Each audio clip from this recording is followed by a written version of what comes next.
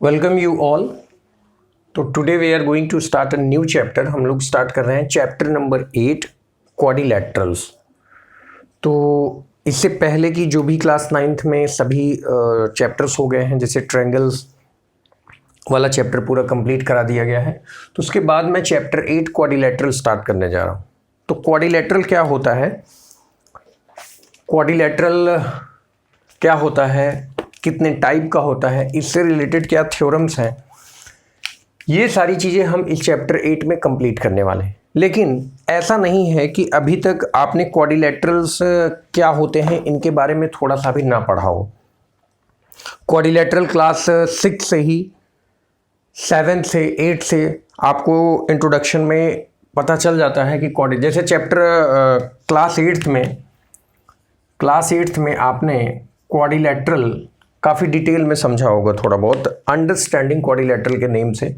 वहाँ पे आपको टाइप्स ऑफ क्वाड्रिलैटरल, उनके एंगल्स एंड प्रॉपर्टी, कुछ बेसिक चीज़ें, convex quadrilateral, concave quadrilateral, square क्या है, रोम्बस क्या है, ट्रेपेजियम, ये सारी डिटेल्स आपने क्या है इससे पहले पढ़ी हुई हैं। तो आज हम लोग वो सारी चीज़ें यहाँ पर भी पहले डिस्कस करेंगे और इसके बाद उनसे रिलेटेड जितने भी थ्योरम होंगे उनके बारे में भी स्टडी करेंगे।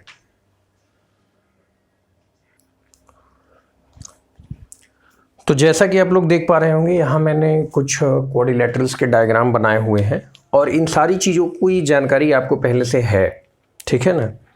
और यहाँ पर दो अलग से मैंने डायग्राम बनाए हैं और इनका अभी मैंने नेम नहीं लिखा है, क्योंकि मैं स्टार्ट करना चाह रहा हूँ पॉलीगन से।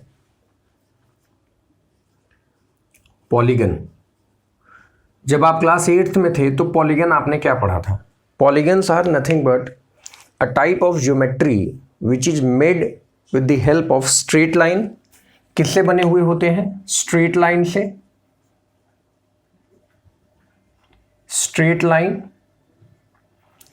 पॉलीगन किससे बने हुए होते हैं? स्ट्रेट लाइन से। और दूसरा कंडीशन होता है दे आर क्लोज्ड।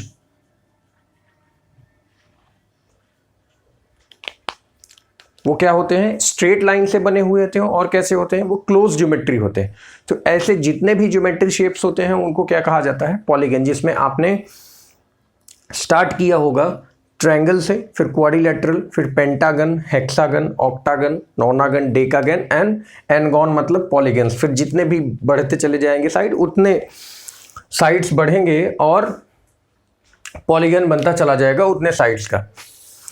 तो यहां पर जब पॉलीगन आपने पढ़ा होगा क्लास 8 में, तो जब क्वाड्रिलैटरल वाला टॉपिक आया होगा तो क्वाड्रिलैटरल वाले टॉपिक में 4 साइड की हेल्प से, 4 लाइन से बनने वाले जितने भी ज्योमेट्रिकल शेप हैं उनको क्या कहेंगे? क्वाड्रिलैटरल। तो उनमें क्या है? टाइप्स ऑफ क्वाड्रिलैटरल है। ये भी एक क्वाड्रिलैटरल है, 1 2 3 4, 4 साइड है। लेकिन किस टाइप का क्वाड्रिलैटरल है इसकी जानकारी क्लास 8 में दी गई थी, यहां पर भी मैं आपको एक्सप्लेन करूंगा। तो आते हैं सबसे पहले इस वाले क्वाड्रिलैटरल पे। तो क्वाड्रिलैटरल बनता कैसे है? क्वाड्रिलैटरल बना कैसे? पहले लेट्स से हमारे पास एक पॉइंट है, ये पॉइंट है। तो एक पॉइंट से किसी दूसरी पॉइंट को अगर ज्वाइन करना हो तो आपको क्या मिलेगी? एक लाइन।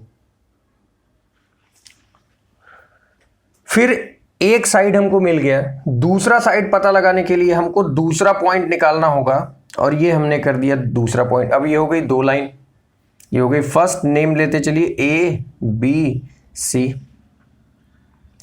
हम एक पॉइंट और ले लेते हैं, इस पॉइंट का नाम रख देते हैं D, और D और C से ज्वाइन कर देते हैं तो ये बन गया 4 साइड। तो 4 साइड अगर हमको पता लगाना है तो उसके लिए हमारे पास कितने पॉइंट्स होने चाहिए? 3 पॉइंट्स, 1 2 3 एंड 4। और 4 लाइंस बनेगी और 4 पॉइंट, 1 2 3 4, ये 4 पॉइंट हो गए। अगर हम 3 पॉइंट्स बनाते हैं, एक और दूसरा पॉइंट यहां ले x y, तो इससे ज्वाइन करें तो ये XY एक लाइन बना। एक और पॉइंट बना लेते हैं Z और उसको ज्वाइन कर देते हैं, तो 1 2 3 पॉइंट हुए तो 3 लाइन बने हमारे पास और जो शेप निकल के आई वो आई ट्रायंगल की। तो अगर 4 पॉइंट्स बनाते हैं तो हमको 4 साइड मिलेगा, और अगर 3 पॉइंट्स बनाते हैं तो 3 साइड मिलेगा, और क्लोज्ड पॉलीगन भी मिल रहा है, क्लोज्ड है ये। तो क्या हो अगर ये तीनों पॉइंट, एक पॉइंट मैं यहां लूं और दूसरा पॉइंट यहां लूं और तीसरा पॉइंट यहां ले लूं, तो अगर मैं इनको ज्वाइन करूंगा तो ये तीनों कहां आ जाएंगी, एक स्ट्रेट लाइन में आ जाएंगे। इसलिए एक पॉइंट यहां लिया था, एक पॉइंट यहां ले लो, एक पॉइंट यहां ले लो, तो ये x है, ये y है, ये z है। ये 3 पॉइंट है। और अगर ऐसे ही मैंने 4 पॉइंट एज्यूम किया होता एक ही लाइन में, एक पॉइंट यहां ले लेता, दूसरा यहां ले लेता, तीसरा यहां और चौथा यहां, तो x y z w 4 point ये ले लेता। तो जरा देखिए, अगर हमें क्वाड्रिलेटरल बनाना है, अगर ट्रायंगल बनाना है, कोई भी ज्योमेट्रिकल शेप बनाना है, क्वाड्रिलेटरल हो, पेंटागन, हेक्सागन हो, तो उन सभी पॉइंट्स को क्या नहीं होना पड़ेगा, कोलिनियर नहीं होना चाहिए। क्या नहीं होना चाहिए, कोलिनियर, यानी एक सीधी रेखा में नहीं होना चाहिए। ये पॉइंट और ये तीनों पॉइंट, ये तीनों क्या है, एक ही स्ट्रेट लाइन में है। तो ऐसी सिचुएशन में आप किसी भी टाइप का क्वाड्रिलेटरल नहीं बना पाएंगे। यहां तक बात समझ में आई कि क्वाड्रिलेटरल हमारा कब बनेगा, क्वाड्रिलेटरल कब बनेगा, अगर अच्छा मान लीजिए 3 पॉइंट हम एक सीधी रेखा में लेते, 1 2 3 को सीधी रेखा में ले लेते, चौथा कहीं और ले लेते, तो चौथा देखिए ए बी सी डी को हमने अलग जगह पे ले लिया। अब ज्वाइन करिए तो ए बी सी और डी से ए को मिला दीजिए, तो अब देखा जाए तो ये तो ट्रायंगल ही बना। तो पॉइंट बी का इस लाइन में होने का कोई मतलब ही नहीं है, पॉइंट बी है या नहीं है उससे कोई फर्क नहीं पड़ता, क्योंकि ए बी सी ये तीनों किस में आ गए, एक स्ट्रेट लाइन में आ गए। तो पॉइंट्स क्या नहीं होने चाहिए, कोलिनियर नहीं होना चाहिए, कोलिनियर नहीं होने चाहिए। अगर कोलिनियर होंगे तो किसी भी कीमत पर आप क्वाड्रिलेटरल्स या कोई भी ज्योमेट्रिकल शेप क्लोज्ड नहीं बना पाएंगे। तो क्या कंडीशन बन के आती है, if you want to make a quadrilateral triangle और any type of polygons, those all points, वो सभी पॉइंट्स स्पेस में क्या होने चाहिए, they must not lie on a straight line, उनको स्ट्रेट लाइन पे नहीं होना है। तो आई होप यहां तक आप सभी लोग को ये पॉइंट सारे क्लियर हो गए होंगे, ठीक है। चलिए अब आइए इससे आगे की चीज थोड़ा सा समझते हैं। Let us suppose this is triangle A B C। तो ए बी सी कितने पॉइंट से मिलकर बना होगा, 3 पॉइंट से। ये रहा एक point first, this is your second point and this is your third point. तो अगर ए बी सी तीनों पॉइंट को हमको जोड़ना था, तो ए से हमने बी को ज्वाइन किया, ये हो गई फर्स्ट लाइन, बी से सी को ज्वाइन किया, ये हो गई सेकेंड लाइन, और सी से ए को ज्वाइन किया, ये हो गई हमारी थर्ड लाइन। इसमें तीनों पॉइंट्स आपस में क्या है, कनेक्टेड है। तो अब एक दूसरा ज्योमेट्रिकल शेप बनाते हैं।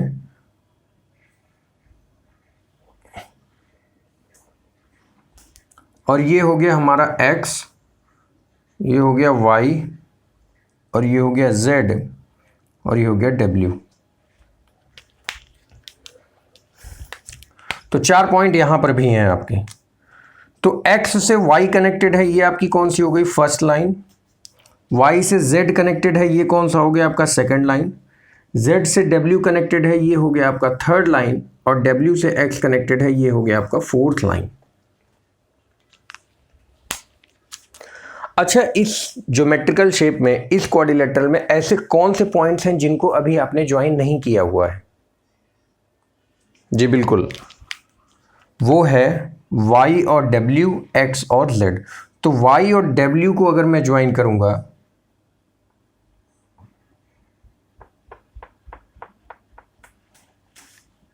ये हो गया ज्वाइन, और w और z को अगर ज्वाइन करेंगे तो ये हो गए।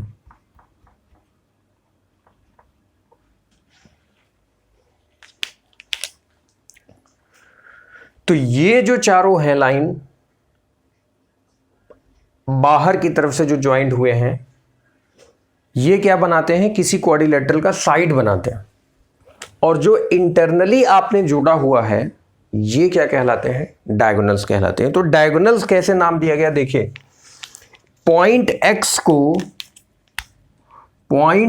को पहले हमने y से जोड़ा, तो हमें y को कंसीडर नहीं करना है क्योंकि ये 1 2 3 4 ये 4 तो साइड हो गए। तो y अल्टरनेट, एक सिरा छोड़िए, एक वर्टेक्स छोड़िए, दूसरे को ज्वाइन करिए, फिर y से z को छोड़िए, w को ज्वाइन करिए। तो यहां पर कितने डायगोनल्स फॉर्म हुए, 2 डायगोनल्स फॉर्म हुए। ट्रायंगल में ये चीज नहीं हो सकता। ट्रायंगल में क्या है, ट्रायंगल में आपने ये ए पॉइंट को लिया तो बी छोड़कर सी ज्वाइन करना था, तो ए से सी तो ऑलरेडी ज्वाइन है, तो ये क्या कहलाएंगे, इनके साइड्स कहलाएंगे, ना कि डायगोनल। तो ट्रायंगल में डायगोनल नहीं होता है, नो डायगोनल। और क्वाड्रिलेटरल में कितने डायगोनल होते हैं, 2 डायगोनल। इन सब में भी अभी डायगोनल का फॉर्मेशन देखेंगे हम लोग। टोटल कितने डायगोनल्स हो गए, क्वाड्रिलेटरल में 2 डायगोनल हो गए, ट्रायंगल में कोई डायगोनल नहीं। अब इससे आगे पेंटागन वाले शेप में देखेंगे और हेक्सागन वाले शेप में देखेंगे।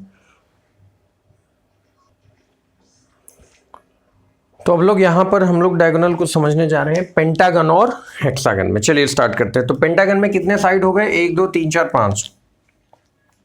यहां पर मैंने रेगुलर पॉलीगन बनाया है। रेगुलर पॉलीगन का ये मतलब होता है कि ऑल साइड्स आर इक्वल, ठीक है ना।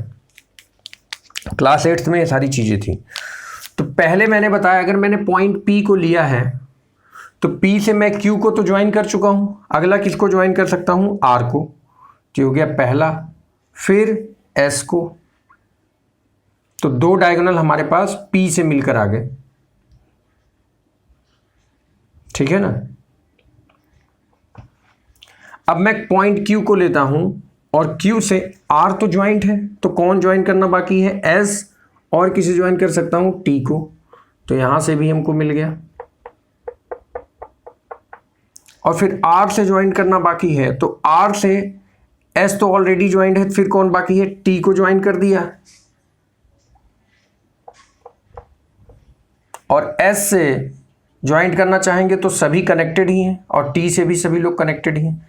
तो इस प्रकार से पेंटागन में आपके टोटल कितने डायगोनल हो गए, 1, काउंट कर लीजिए, 1 2 3 4 5, 1 2 3 4 5, 1 2 3 4 5। तो ये टोटल नंबर ऑफ डायगोनल्स हो गए ना। कि भी किसी को ज्वाइन करना बाकी है, इसमें सारे पॉइंट्स तो ज्वाइन हो गए ना, 1 2 3 4 5, सारे काउंट भी हो गए, ठीक। तो आई होप यहां तक आप सभी लोग को क्लियर होगा। अब हेक्सागन में देख लेते हैं एक बार। A से B कनेक्टेड है तो A से C हो गया, A से D है, A से E कनेक्टेड है, 3 हो गए ये। फिर B से D कनेक्ट कर दिया, B से E को कनेक्ट कर दिया, B से F को कनेक्ट कर दिया, C से फिर E को कनेक्ट किया, C से F को कनेक्ट कर दिया, D से फिर F को कनेक्ट कर दिया। आई थिंक हो गए सारे। E से फिर कनेक्ट करने की जरूरत नहीं, ये सारे डायगोनल्स बन गए आपके। तो डायगोनल एक्चुअल में हो क्या रहा है, डायगोनल क्या है, किसी भी ज्योमेट्रिकल शेप का इंटरनल कनेक्टिंग पॉइंट है, अंदर से उन सभी पॉइंट्स को क्या किया जा रहा है, कनेक्ट किया जा रहा है। तो ये सारी चीजें क्लास 8 तक आप सभी लोग को आई होप क्लियर करा दी गई होंगी कि डायगोनल्स क्या हैं। और इसका फॉर्मूला क्या होता है, किसी भी पॉलीगन में अगर आपको पता लगाना है कि नंबर ऑफ डायगोनल्स कितने हैं, तो आप n/n-3 डिवाइडेड बाई 2 से शायद पता लगा सकते हैं, यही फॉर्मूला है। मिनिमम जो पॉलीगन आपका बनता है n = 3 साइड से बनता है। तो पहले जब आप 3 साइड रखेंगे तो कौन सा ज्योमेट्री होगा, ट्रायंगल। तो 3 रखेंगे तो 3 - 3 डिवाइडेड बाई 2 करेंगे तो 3 - 3 कितना आ जाएगा, 0। तो ट्रायंगल में तो कोई डायगोनल नहीं होता है। और जब आप n की जगह पे 4 रखेंगे तो 4 - 3 डिवाइडेड बाई 2 करेंगे तो 4 4 माइनस 3 कितना आएगा 1 डिवाइडेड बाई 2, तो 2 2 या 4, तो कितना आ जाएगा 2। तो ये तो किसमें है, n equal to 4, number n क्या होता है साइड्स, नंबर ऑफ साइड्स, तो 4 साइड्स किस में होते हैं, क्वाड्रिलेटरल में। तो क्वाड्रिलेटरल में कितने डायगोनल बन के आते हैं, 2 डायगोनल बन के आते हैं। n की जगह पे आप 5 रखिए, n की जगह पे आप जब 5 रखेंगे तो 5 माइनस 3 डिवाइडेड बाई 2, तो हो जाएगा 5 इंटू 5 माइनस 3 कितना आएगा 2 डिवाइडेड बाई 2 से 2 कैंसिल, आंसर कितना आया 5। तो ऐसा तो 5 डायगोनल होते ही हैं, काउंट हमने कर लिया है। हेक्सागन की अगर मैं बात करूं तो n की इक्वल टू कितना है 6, तो 6 ब्रैकेट में 6 माइनस 3 डिवाइडेड बाई 2, तो 6 माइनस 3 कितना हो जाएगा 3 डिवाइडेड बाई 2, 2 3 जा 6 और 3 3 जा कितना आ जाएगा 9। तो काउंट करिए 9 डायगोनल्स हैं, ये 9 डायगोनल्स दिख रहे हैं ना, काउंट कर लें एक बार, first, second, third, fourth, fifth, sixth, इसके बाद ये वाला काउंट करिएगा 7th, और ये हो गया 8th, ठीक है ना, और ये बचा 9th। बाकी सब काउंट हो चुके हैं। देखिएगा जैसे 8 ये वाला मैंने काउंट किया, तो यहाँ पॉइंट से ये वाला देखेंगे तो ये काउंटेड है, ये वाला इस पॉइंट से 7 यहाँ से काउंट कर लिया तो ये भी। तो इस प्रकार से टोटल कितने डायगोनल हो गए 9। तो यहाँ तक की जो हमारी बेसिक अंडरस्टैंडिंग थी, पहले मैंने क्लास 8 का जैसा बोला था कि मैं रिवाइज करा दूंगा पहले कि क्वाड्रिलेटरल्स क्या होते हैं, हमने पॉलीगन क्या पढ़ा था, उसमें डायगोनल क्या पढ़े थे, कोलिनियर पॉइंट्स क्या होते हैं। तो इतनी सारी चीज़ों को हम लोगों ने क्या कर लिया इसमें डिस्कस। अब हम लोग आगे पढ़ेंगे टाइप्स ऑफ क्वाड्रिलेटरल, उनकी प्रॉपर्टीज़ और उनसे रिलेटेड थ्योरम, जो कि नेक्स्ट लेक्चर में आपको मिलेगा। ओके, तो थैंक यू सो मच।